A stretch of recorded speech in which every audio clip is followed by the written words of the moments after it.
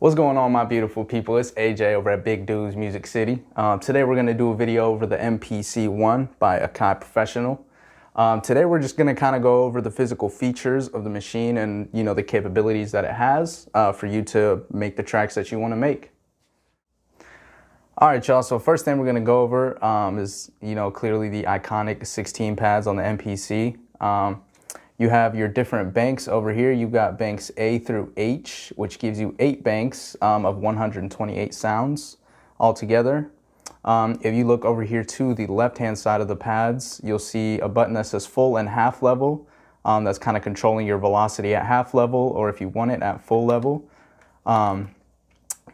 Moving on to the one under it is your 16 levels. So it gives you the option to do your velocity, put one sound on one pad on your velocity, one sound on one pad for tune, and so on and so forth with these other options that you have, which is filter, layer, attack, and decay.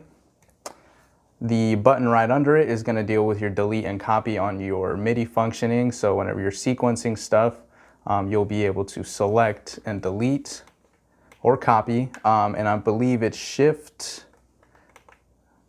delete will delete your pads or whatever section that you're working on if you want to delete it. Okay, and then right under is going to be your erase for erasing your sequences. Note repeat for that classic roll sound on whatever instrument or whatever sound you might want to use it on. Moving over to the right hand side, you got your knob, and if you click the main button, you're gonna pop up straight to the main page. So this is where you're gonna be, doing your sequences, doing your tracks, and putting, assigning your samples and all that good stuff.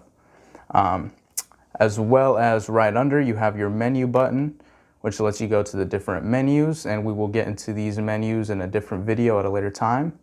Again, you have your shift button, you have your step sequence, time correction, sampler, sample edit, and program edit, so that you don't have to be doing it in the MPC or on the touchscreen itself. I also forgot to mention the MPC offers a 7-inch compatible touchscreen for easier workflow if you don't like to have to do it manually through buttons and scrolling and whatnot. If you look at your buttons over here to the right hand side of the pads, you're going to see your record, overdub, stop, play, and play start. Those obviously deal with your performance features. When you want to record something in, you'll be able to record something in. After you have recorded it in, you'll be able to overdub without affecting any of the other stuff that you have previously recorded. Stop once will stop it at the end of the bar. A double stop will stop it immediately. Play wherever the cursor is, and play start will always play it from the top. Looking up again here at your main menu, browse track mix, track mute, and next sequence. The next sequence is just a button for you to click whenever you want to switch from your first sequence to your next sequence. You can program it. Your track mute obviously deals with all of your tracks and pops up on the screen and lets you either mute certain tracks for performance purposes and unmute them again, and you can do it with the touchscreen, or you can mute on and off with the pads as well. Track mix is obviously going to deal with the levels and the balancing out, kind of more of a mixing feature that the MPC One offers. So you'll be able to kind of mix your tracks alike in whatever sequence you're working in.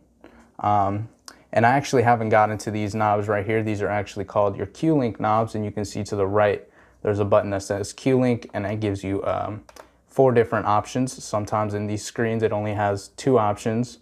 For example, this one right here, it only gives me the option to go to 1 and 2 because there's only 8 pads being used, so there's only 2 rows.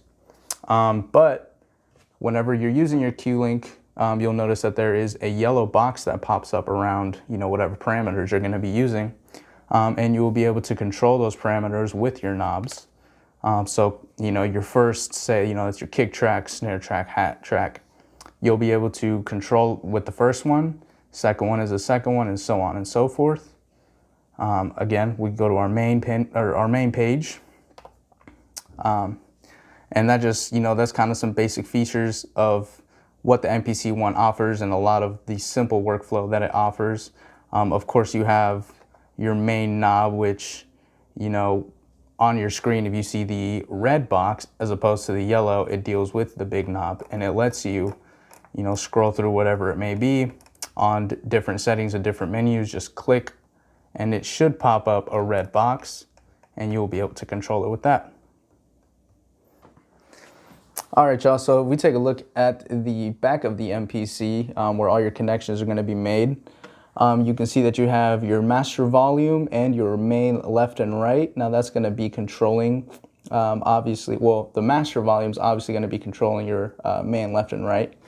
Right next to that, you have your input so that you can record, whatever it may be, an external source into your MPC via 1/4 inch, left and right again, or you could do inputs 1 and 2 using left as 1, right as 2.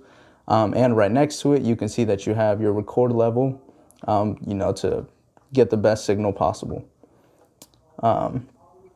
Right next to that, you have your 1 through 8 CV, which is controlled voltage gates. That's for being able to hook up, any analog pieces and being able to control them through there. You usually should be able to do it with a splitter to get all 8, or just get 2 at a time with the 4 that they provide you. Right under that, you can see you have your MIDI in, MIDI out, your classic way to control any MIDI controller you would like to. But you can also do that with the USB that is right next to the other USB, actually on the back of the Akai. This USB is the USB B. Is that USB B? Yeah. Okay. So the USB B on the back of the Akai is going to deal with your connectivity features using this as a controller in your MPC software on your computer. It's basically everything that's in here, just, in your computer, and you'll be able to use this more of as a controller rather than a standalone piece.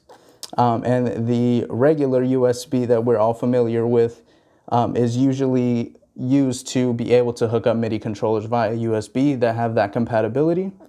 And your link is, your standard Cat5 Ethernet cable that's going to let you connect if you want to hardwire to the internet.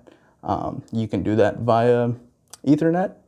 And this plugged in is your power supply. Unfortunately, the Akai MPC One is standalone, but it does not have battery power, so you have to have it plugged in to be using it at all times. Your power button and your ground. So yeah, that's the back of the MPC.